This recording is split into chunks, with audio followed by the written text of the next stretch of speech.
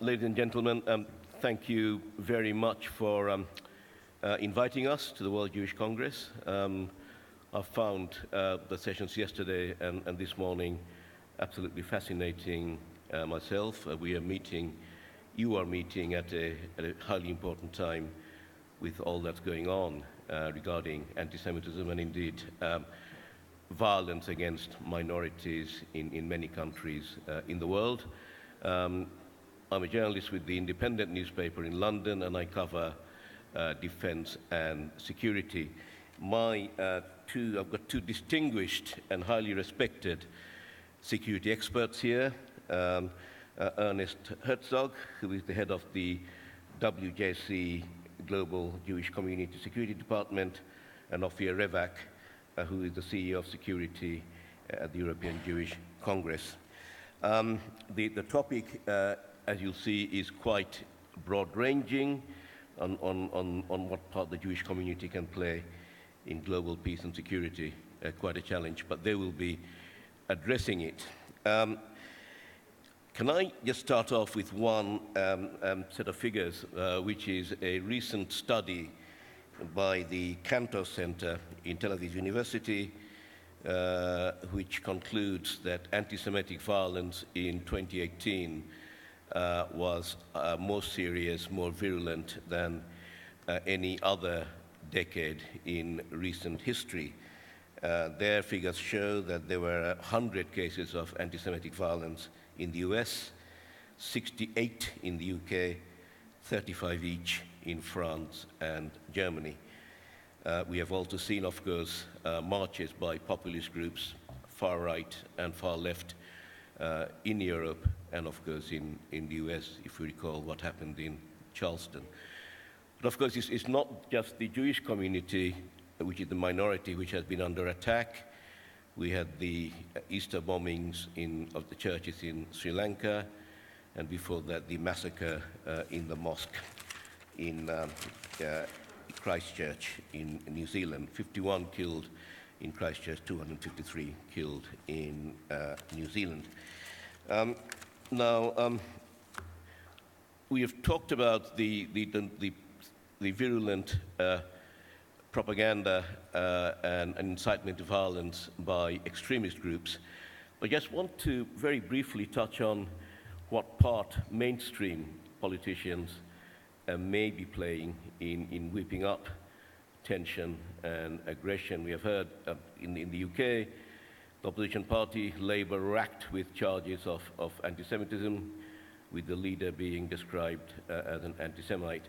This morning, again sticking to the UK, there was a story about Nigel Farage, who you may know about, the anti-European Union campaigner, who's leading the Brexit party in the European elections, which, with opinion polls, are going to do very well. Now, Mr. Farage, it appears, has been regularly appearing in the radio talk show hosted by Alex Jones, the far-right host and conspiracy theorist. Alex Jones, if you recall, had described Sandy Hook as a government conspiracy, the London bombings as a government conspiracy, had claimed Mossad and CIA involvement in 9/11. Mr. Farage, in his various appearances, talked about conspiracy between big business and bankers. We talked about the supposed secret agenda of the Bilderberg Group and how the European Union is being manipulated to go to conflict with Russia. And we know the theme there is of it. So I just wondered if the panelists and you yourselves would like to consider what effects words have, especially coming from mainstream politicians. But I'm going to start with my two panelists, and in particular, the problematic ways in providing security in different countries. Ophir in particular has been looking at, for example, the problems of facing in providing security in the US compared to Europe. And he would like to address that in his opening remarks, and it's something I would like Ernest to also touch on in his remarks as well. But it's a broad topic, as you can see, and I've got two people here who are far more qualified than I to talk about them. So, Ophir, you first. Thank you very much. First, I would like to thank the Confederation President Boris Lushkin for this beautiful conference and this amazing organization. And also our dear Ina, I'm sorry that both of them are not here, but also to thank our dear Ina for this conference. I think in the last 2 days, 3 days, we heard a lot about Israel and the anti-Semitism. Our mission, me and my colleague, is to the security. My mission is to see how we can support and how we can protect, give a better security to the Jewish people in Europe and in all over the world. So I try to focus in this session about this subject. After 2 years of the diaspora of the Galut, in 1948, I would say the two things very important happened. The first thing is the independence of the State of Israel. And the second thing, that it's for the first time, I think, in the history, that the Jewish community start to protect themselves. So we saw it, the first reaction was in North Africa, I would say in Morocco, Tunisia, Algeria. Then they start to protect themselves against anti-Semitic or anti-community violence. And after we saw it in the rest of the European country, I would say the Western European country.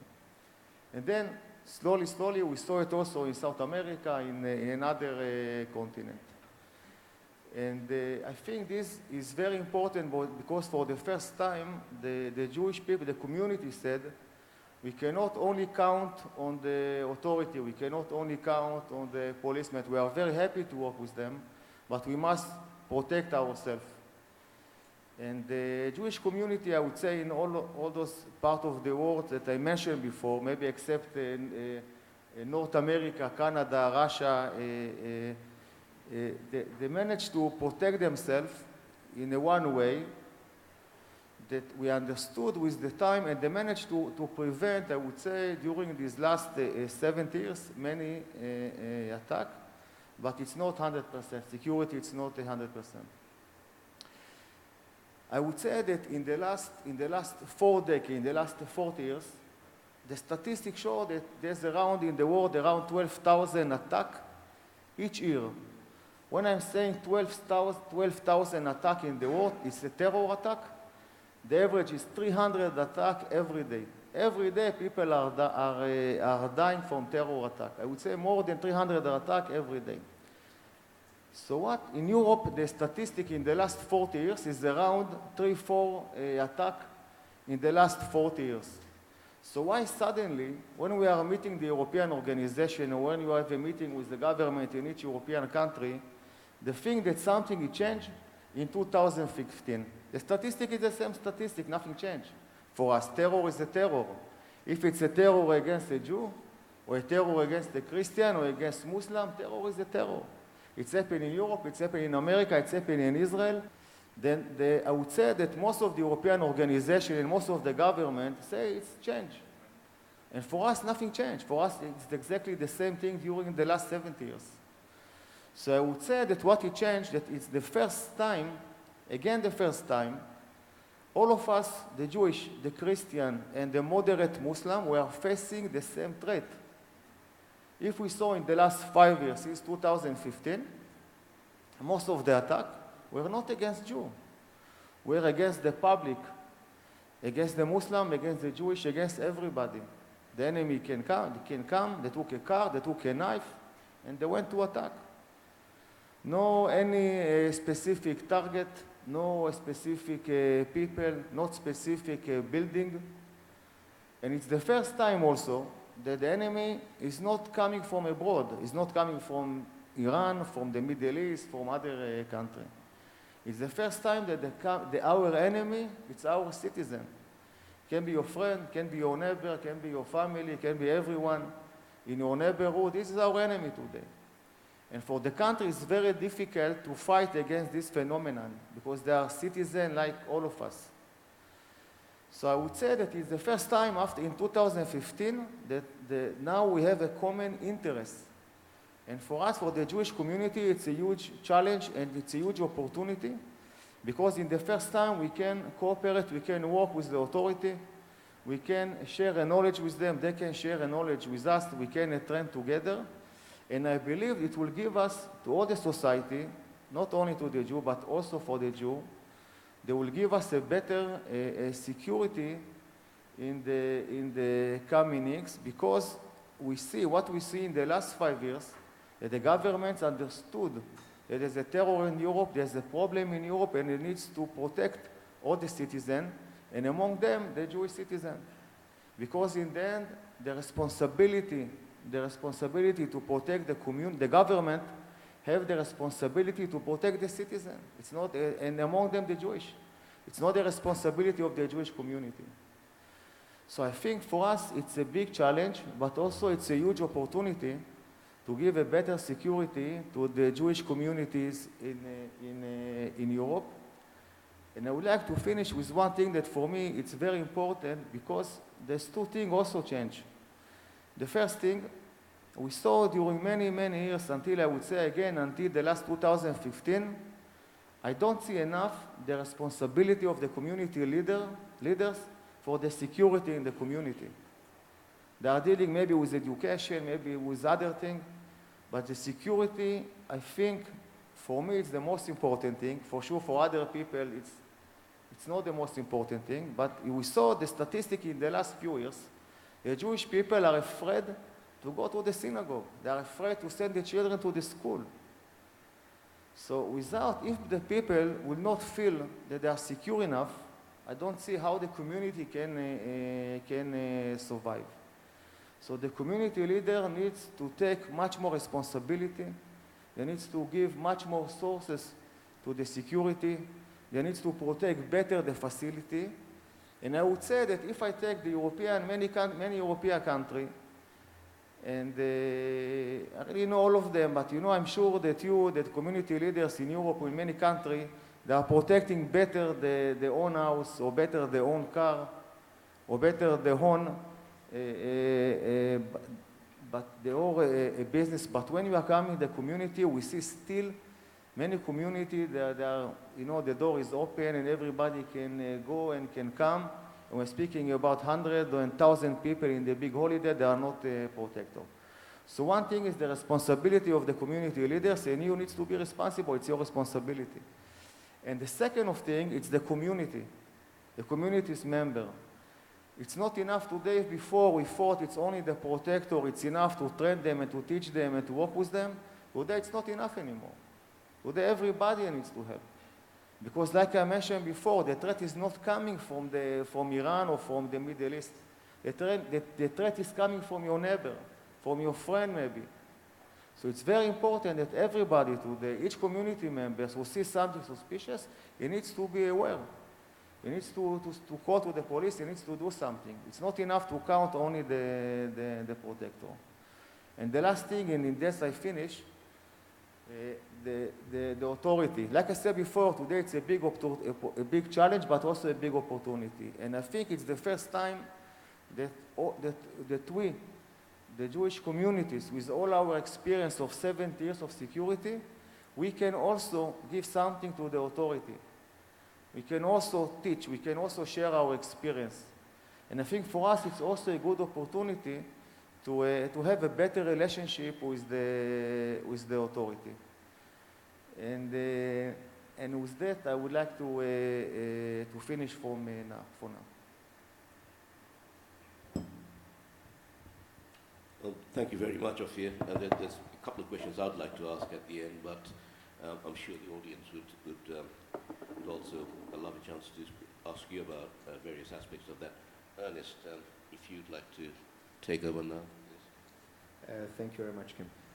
Well, first of all, before I start, I would also very much like to thank to the Jewish Confederation of Ukraine and its partners for actually organizing this event and providing a platform to discuss these important topics, not only the one that we are discussing right now, but all these topics that we discussed in the previous 3 days as well.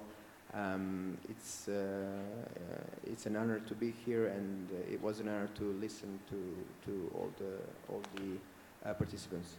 Now, in the past 10 to 15 years, we have witnessed a change, and as Ophir says, there was not much statistical change when it comes to terrorism, but we have witnessed a big change. We have many surveys, Moshe Kantor Center, European Union Fundamental Rights Agency, Jewish organizations, local, like CST or SPSG, the security organizations in the respective European countries, all agree on one thing.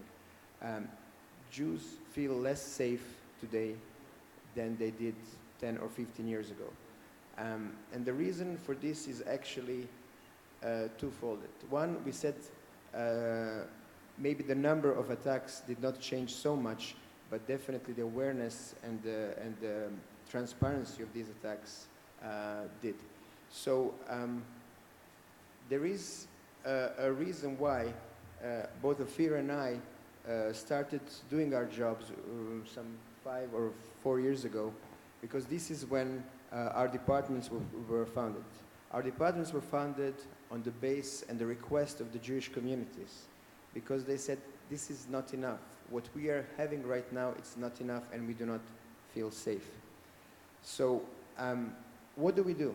What Ophir does, what I'm doing, and what other people in our field are doing? Well, first of all, we coordinate and cooperate. It took us some time to organize, but once we did, we realized that, and it's just a fact, together we are stronger. Ophir and I cooperate. We cooperate very much with our Israeli counterparts. Unfortunately, they're the ones with the vast experience, and recently we started to cooperate with our counterparts and to exchange ideas in United States. Now, of course, the reason for this is that terror as such in the last 10 years spread much more outside of the borders of the Middle East. We've witnessed incidents against Jewish people, Jewish way of life, or Jewish institutes everywhere. In Ukraine, in Russia, in Poland and Hungary, Germany, France and Belgium, of course, but also in other places like Australia and India, like Uruguay, and most recently, of course, in United States. So what is there? Ophir mentioned 3 things, and I 100% agree. There are 3 things that we need to take into account.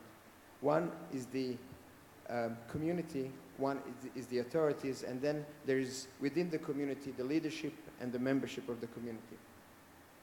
Now, we try to apply what we call a holistic approach. You cannot look at security only as securing a building with physical means or having paid guards outside of the door of a synagogue or outside the Jewish school. To really cover all the bases, we need to apply this holistic approach. And this starts by assessing the threats on each individual community and applying the means that are actually fit and tailor-made for this community. What you need in Reykjavik, in Iceland, in a newly formed Jewish community is very much different from what you need when it comes to security in Istanbul Jewish community. Now, that's where we start from. We analyze the threats. Now, number 2 is obviously we need to secure our facilities. We need physical security, it's number 1, but we also need people. Whether in the form of volunteers, who are highly trained volunteers protecting their own communities, paid guard, combination of the 2, and ideally in combination with the police force and authorities themselves. Now, all this is great, but without the previous awareness, we wouldn't get there at all. Ophir mentioned the crucial step, the crucial role of and the crucial understanding of responsibility. Yes, we believe the responsibility lies in the respective countries and their authorities. Jewish community in Turkey belongs to the Turkish Jews, but they are first and foremost also Turkish citizens. They pay taxes in Turkey, and protection should be offered to their citizens the same way in Turkey, in Germany, in United States as elsewhere. One can very easily understand that this level of understanding with the authorities is not exactly the same in each country. So across the board we have a variety of approaches by different authorities towards the security of the Jewish communities in their own countries. Now, the second layer, if you like, of the responsibility really lies in the communities, and if you like, community leadership that were democratically elected in those communities. It is expected from leadership, if not legally, then morally, to protect their communities the same way they would protect their families. The way we feel about communities is exactly the same. When we make a decision about security of the community, the first question that we ask ourselves is, if this is my family, what would I do? And this is the approach that we have. Now, with awareness of leadership of the Jewish community comes the awareness of the membership. If the leaders of the community are aware and are conscious of the need and the need and the importance of the security in their communities, they will make sure that the membership is also aware. And this actually then leads to easily recruiting the volunteers for security and easily recruiting the volunteers for the crisis management. I didn't mention one and the last thing, but this is also very important. Crisis management is a very important item of the overall holistic approach to security because, as Ophir said, there is no 100% security and incidents do happen. Let's say theoretically that incident happens and nobody got hurt. Even that incident psychologically affects and shocks the community. If there is no crisis management team in place that knows how to deal with crisis and knows how to transfer the community from the state of shock to the state of back to the state of routine, this state of shock can, instead of days, last for weeks and months. So all these things that I just mentioned right now are what it takes to make sure that one community is safe. Now, how can Jewish communities transfer this and actually be promoters and help the world, promote world security and safety is another question. Community on the basic level is one, but then the communities as network, and if you like, under the umbrella of European Jewish Congress or Euro-Asian Jewish Congress or Latin American or World Jewish Congress obviously creates a completely different leverage. But I have a message really right now for the communities on the basic level, because this is where some communities are doing a very good job and some communities have still a long way to go. What we need really is understanding of the leadership of the communities, that security is needed and that communities need to get involved. We cannot rely only on the local police forces. No matter how good service they give, we also have a certain part of responsibility. Second of all is awareness of the community as large, the community membership. And then this is where we bridge. This is where we make a bridge. We need authorities who also understand our needs and are willing to cooperate with us. Only then we can step up the level and make a change. And once we do make a change on the local level, we will be able to offer this know-how that there's a vast pool of experience among Jewish communities and around the world from which other communities can benefit on the local level, on the global level. After Sri Lanka and Christchurch, it's very obvious that it's not Jewish communities and Jewish places of worship that are under threat only. This is a global phenomenon, but there is something that we as Jewish communities can bring to the table and can help to other communities for whom maybe this is something that is somewhat of a new phenomenon. Ernest, thank you very much. Ophir, thank you very much. Can I just throw a couple of very quick questions at you before inviting the audience to ask their questions? You both mentioned that the terror threat has come outside the Middle East now. We see homegrown terrorists taking part in attacks. the obvious question which we journalists have written about is, with the end, for the time being, of ISIS and Caliphate until they reinvent themselves under another name, do you think that the terror threat from Islamist fundamentalism is going to be much more homegrown in various countries, not just the obvious ones, but you mentioned the wide range? But the first question, how dangerous is that? And the second question, again, very briefly, is do you guys think you are getting enough cooperation from the security services and the police of other countries? I'll try to make it very briefly, because we can speak about it, 1 week. If I take only the Middle East and the Africa, there's around 1,500 organizations like ISIS. We are speaking about only ISIS, but there's many, many, many organizations. And there's no vacuum in this world. Now ISIS is maybe finished in the Middle East, but there's going to be now a new organization, and cruel one, and is going to make a terrible thing, because it's very important for them, the media. So to be able to have the coverage in the media, they're going to make a terrible thing like we saw that ISIS made in the Middle East. We need to understand that it doesn't matter of ISIS or another organization. In the end, the vision of the radical Muslim is the same vision. Either they are ISIS, or either they are another organization, or either it's Hamas or another one. In the end, the vision is that all the world will be in the same color, in the green color. The green color is the Islam. So it's not important if now it's ISIS, as tomorrow, before it was Al-Qaeda and another one, and there's many, many, many, many, many groups. Like I mentioned before, there's more than 1,500 groups. So I think what is going to happen now, only the battlefield is going to change, it's going to move. They're going to go now to a soft target. And when I'm saying soft target, it's a country like Sri Lanka. It's a weak country with a weak security. It's easy for them to attack them. They're going to go to New Zealand, to America, unfortunately. Because in America, the Jewish community doesn't have security, and the other minority doesn't have security. So it's not going to change. Only the area will change.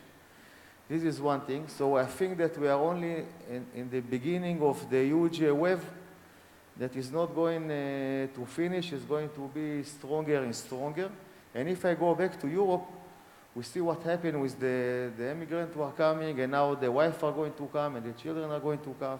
We see what happened in the mosques. And I think it's not going to stop, exactly the contrary. If the authorities are doing enough, there's no authority here. So I can tell you that I don't think that they are doing enough for the Jewish communities. I think it's the time for them to understand that they have the responsibility. The authority needs to protect us. And they have two possibilities, either to have, like in Italy, a policeman around our building 24 hours a day, or either to support, to give money to the communities and to have a private company. But it's only a matter of time. Our mission, our goal is to prevent. It's not to wait till something happen, like it's happened in America, and now everybody wants more security, or it's happened in Sri Lanka, or in another place, now everybody is crying and is shouting to have more security. Our mission is to prevent. And to prevent is by two ways, either by the community leaders that need to understand it's important enough, and the other thing by the authority. And for the moment, unfortunately, the authority, they are not doing enough. And this is again another mission of the leaders, of you, to push them to give a better security. Ernest, if you could very quickly, because I think people want to talk, ask you questions very quickly, leaving aside the first part about ISIS, and if you can very briefly answer the second part of the question, which is, do you guys get enough cooperation from individual security services and police? Very briefly. Right. I'll try to make it very briefly. It really depends from country to country, and I would resonate what Ophir just said is, in general, the answer would be probably not. Then, of course, I don't want to undermine those places where actually there is enough cooperation and there is enough support by the authorities. But in general, the answer would have to be no. Now, if you look at the world's map, in Europe, things changed dramatically in the last 10 to 15 years. United States is still has to go through that road, and other parts of the world, it really depends from country to country. Now, if you like, you know, we've seen some moves. There is, and Ophir and I, with our organizations, are really also contributed and worked on this. In December last year, in the European Union, the declaration has been passed on fighting anti-Semitism and securing the Jewish communities. Now, this is a piece of paper. Let's make it clear. It's only a piece of paper. Implementing this declaration is what needs to happen on the ground with each Ministry of Interior, with each chief of the police. And this is now all of our job, to actually get words into action and to get this done. What we've seen by this declaration is the first signal by the European Union that there is a will and intent to do something about it. From that to changes things on the ground will take time, and I'm pretty sure in some countries it will be sooner, some countries it will take more time. And I just hope, and some countries maybe probably never, but I hope that we will learn and we will prevent, rather than be a Monday morning quarterback, as they say in America, and wait for something to happen to raise a red flag and say we need to do something in Sri Lanka now, or we need to do something in some other place now. We should be smarter than that, and we should make changes now and prevent. Unfortunately, then it's not so easy to measure how efficient you are, because there were no attacks. Of course. But not having the attacks is also a good statistic. Very I good would like just 1 minute. I would like to share with you one thing and to continue what Ernest said. You know, before the attack in Toulouse, the community leaders, and especially the rabbi of the Otzar Torah, he mentioned that in Toulouse nothing will happen. Why the enemy will come to Toulouse? He can go to Paris. It's much more attractive. Nothing will happen. The God is protecting us. And after in this attack, that 4 people died and his daughter died. After the attack he came, now tell me what to do. Now I'm ready to make everything. But why not to make it before? Why to make it after? So this is the question that we are asking all the time. And our mission and your mission is to prevent, to make the maximum that nothing will happen. Because if it's happened, it's too late. It's already happened. Well, very good point. You know, the need, the pressing need to be proactive rather than reactive. So the floor is yours, ladies and gentlemen. Questions?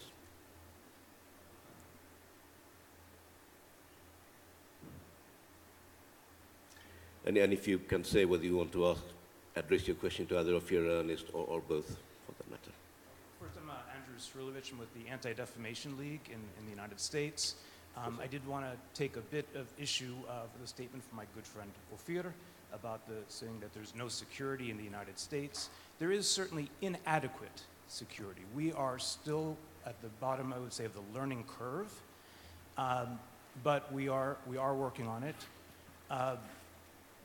You know, in the United States in the past 10 years, 75% of the fatal hate crime attacks, extremist attacks, have been from the far right, not from radical Islamists. And we've had certainly these 2 attacks on the synagogues in Pittsburgh and near San Diego, both from the far right. But I will tell you, there were also at least 2 other attacks that didn't happen on synagogues because of our intelligence analysts who caught them in time, reported to the police, and they're under arrest now. So again, we are working on it. We are trying to get better, but and we can certainly learn from European examples. Thank you. Well, Andrew, well, I would like to mention... Also from the States there? From the state, I would like to mention 2 things, Andrew. First of all, I'm sorry, there's start now, and we are working with CSS, like you know, and we are trying to support them and to help them, but it's, you know, a country, a community with 6 million people. It's a little drop in the ocean, you know, the security, and it's definitely not enough. The security, when we're speaking security, is not only what Ernest said before, it's not only the protector in the building. The security in the building is the last circle. It starts with the intelligence, it starts with many other things. So when we are speaking about the security, we're speaking about all the fields that in the end, it's only the protector and the physical meaning in the building, but it starts long time before, and our goal is to prevent. When I'm saying prevent, it's one of the things, like you mentioned before, in the intelligence and the connection, good relationship with the authority. The other thing that you mentioned, it's very important for us, like a security, and unfortunately, not unfortunately, I mean, this is more than 35 years. For me, when I'm protecting, I don't care if the enemy is from the right side or from the left side or from the Islam or from I don't know from where. When I'm protecting, I see the man who's coming to attack me. After I can ask the question from where he's coming. But when he's coming, I don't care from where he's coming. I need to protect. So I think it's a good question because now we see what we see in Europe also. We see increase of the extreme right. In Europe, in America also, we see it. And our main goal now is to see that because most of the activity, we talked before about ISIS, but it's also about the extreme right, most of the activity is in the social media. And here we think the government and the authority, like we said before, can be much more active to prevent the attack. Because yesterday we heard somebody say there was an attack in Ukraine, and after the attack, the police came and they stopped the people. But our goal is not to wait until something happens. Our goal is to prevent. So the authority, they must be much more active in the social media. They must prevent that. They must stop the people before it's happened, not after it's happened. And this is a huge challenge, and I hope one day we are going to be there. Okay. Can we have another question? Yes, sir, from you.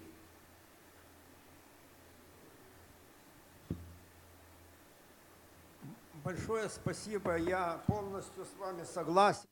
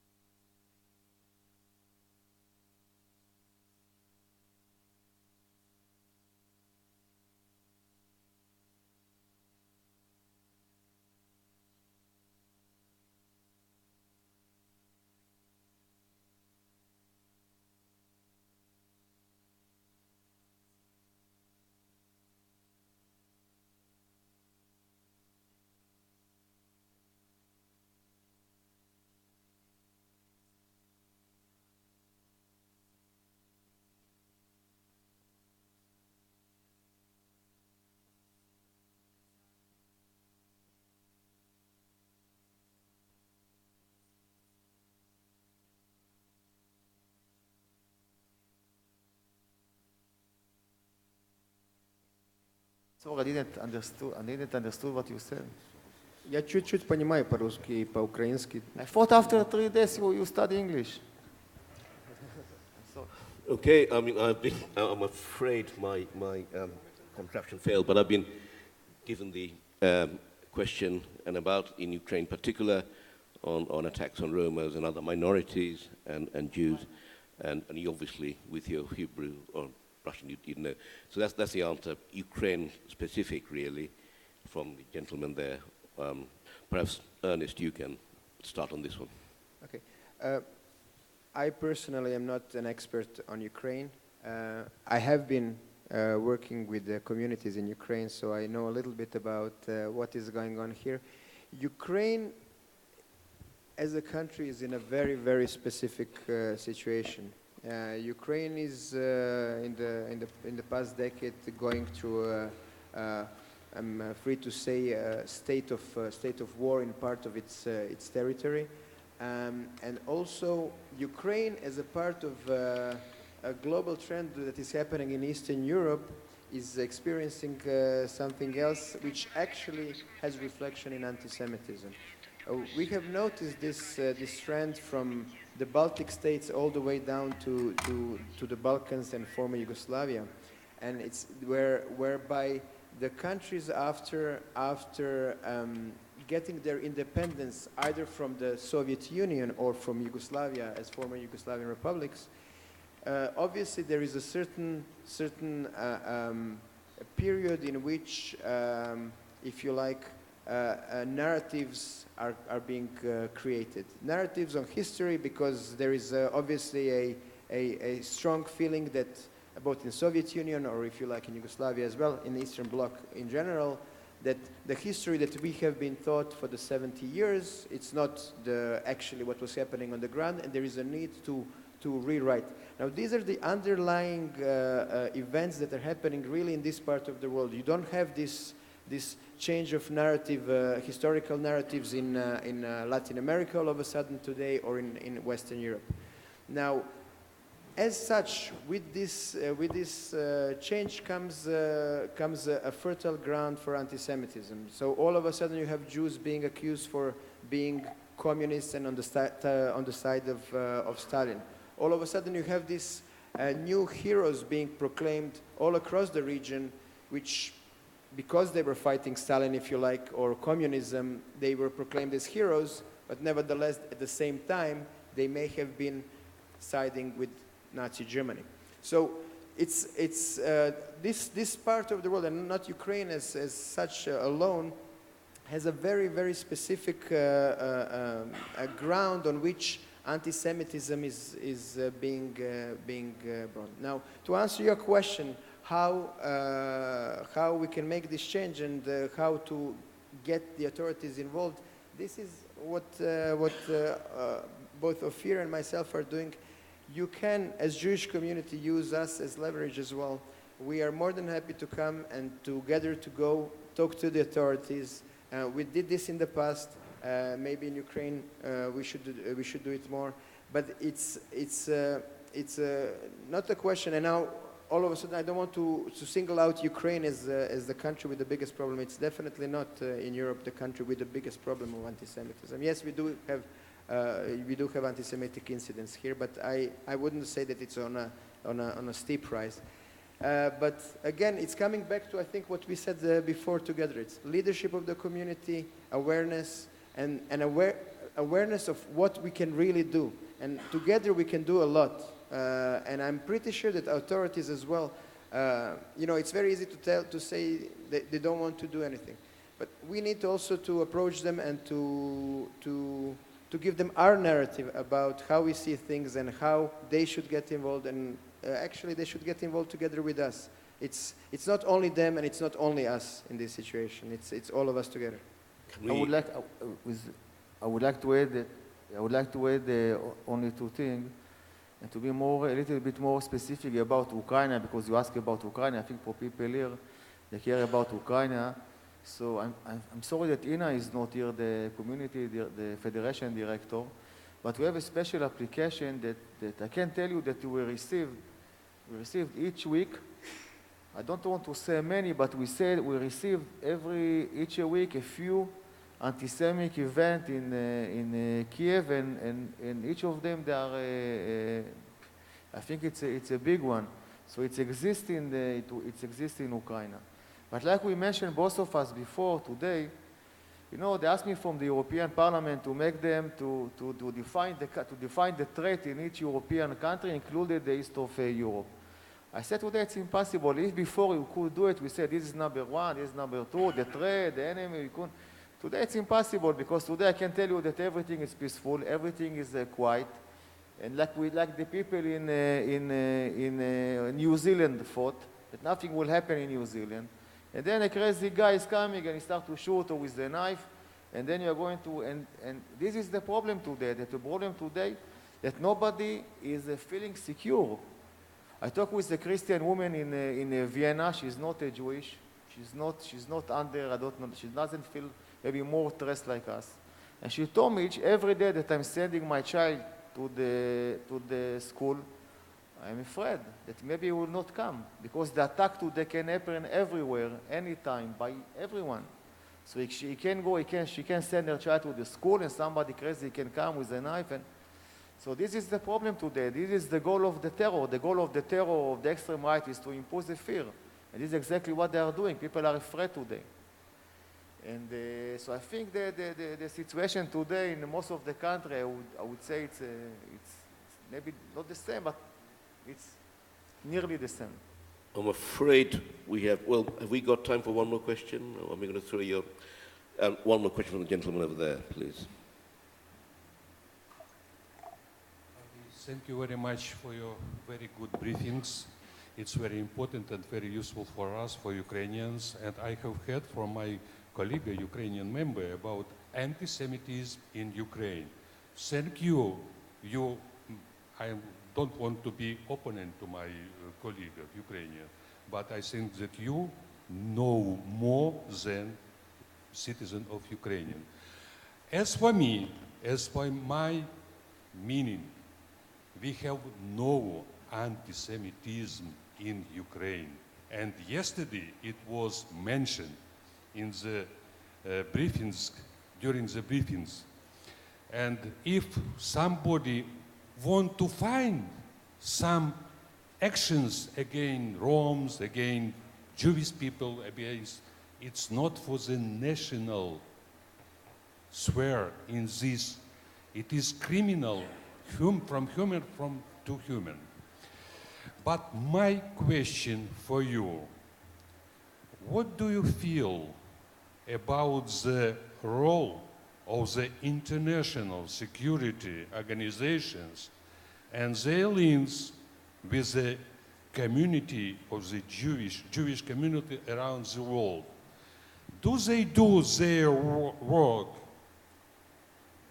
like they have to do, or they only receive a lot of money and their role is not good if it have to be? Thank you very much. Thank you very much. Thank you. With the agenda as it is, we've only got about 3 minutes, so Okay, if you can make it as quickly as try to possible. make it fast. And you know, first of all, in security, it's never enough. So it's very easy answer. But I would say that you know that today people, like I mentioned before, people understood only in the last 3-4 years in Europe that there is a problem. So this is the first step to understand that you have a problem. And I think what we see today, we see a very good cooperation in the two levels. In one level, it's between the state, that they are sharing information, they are training, they are fighting, they understand there is a problem. So we see a very, very good cooperation, because today people can move. They can come from Lita to Ukraine, tomorrow from Ukraine to Paris, and tomorrow from another place. So people are moving, and it's very important to have this cooperation. And this cooperation is start to be better and better. And the other thing, it's the cooperation between the Jewish communities.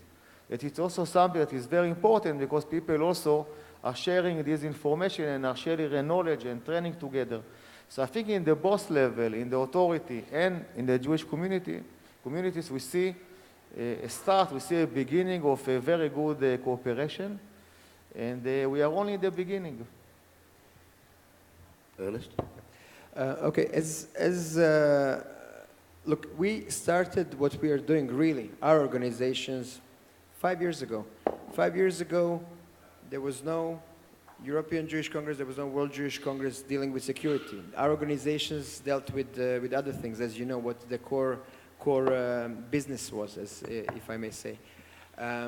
Now, first of all, if we look at the need of the Jewish communities around the world and the funds that are given for the security of the Jewish communities around the world, it is less than a drop in the sea. So I would really like to address that thing that a lot of money, I'm not sure if it's a lot of money at all. I think, unfortunately, the future and what it brings us, it will require us to invest more money in security. And we didn't even touch United States, where I have to say, you have everything there. 5.5 or to 6 million Jews, them alone are larger than the rest of diaspora of the Jewish people. You have communities there, such as Cleveland, which can be a flagship security community with what they're doing and what they're having. And then you have the ones that probably you can walk into a synagogue the same way you're walking into a supermarket. So there's a big span over there. By the way, it is in whole of the world. Now, how much international communities can do? I think we're on the right track. The problem that all of us are facing is, you have a wall with hundreds of holes, and we have only so many arms and legs that we can cover these holes. So this is why it's crucial to have this synergy of international Jewish organizations. A lot of them can be leveraged through them, but the Jewish communities themselves on the ground, on the local level, and the authorities. Again, I would say when I talk about the authorities, I talk about the local authorities, ministers of interior, secret services, local police forces, but also on regional levels, whether it's OAS in the Americas, whether it's the European Union in Europe, Europol, Interpol.